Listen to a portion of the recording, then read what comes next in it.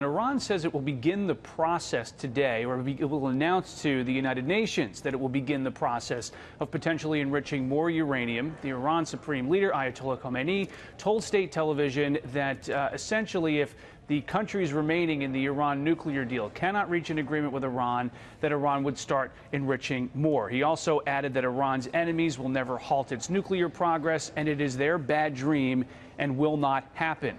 The United States withdrew last month from the Iran nuclear deal, and the remaining countries, Britain, France, Germany, China, and Russia, are negotiating to keep the agreement together without the United States. Shortly after President Trump withdrew from the agreement, Iran announced a list of demands it wanted if it were to continue respecting limits on its nuclear program. It wants European countries to protect its economy from expected U.S. sanctions.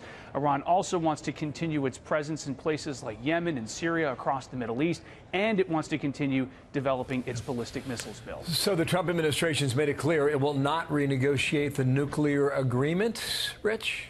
Yeah, that's right. Secretary of State Mike Pompeo says he wants a larger agreement. That's what the Trump administration is pushing for. It wants curbs on all those other activities: ballistic missiles, intervention across the Middle East, also Iran's nuclear program. Secretary Pompeo issued his own demands of Iran. That was last month.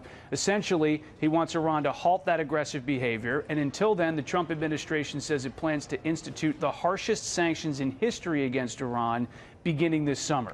Officials say they want to work with like-minded countries to contain Iran. The U.S. had been negotiating with Germany, Britain, and France to put curbs on Iran's ballistic missile program and some of its intervention around the Middle East. But those discussions essentially fell apart after the United States withdrew from the Iran nuclear agreement. So the U.S. has been engaging what it calls like-minded nations to try to build a ring around Iran to sanction it, get it to change its behavior, all with the idea of perhaps looping Iran in a larger nuclear deal with all those other elements involved. But there's no sense it's moving towards that direction, at least not right now. Big job, big task. Thank you, Richard Edson from the State Department. Thank you.